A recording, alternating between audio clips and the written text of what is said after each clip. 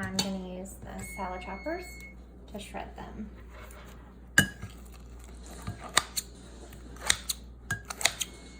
They are great for things like this.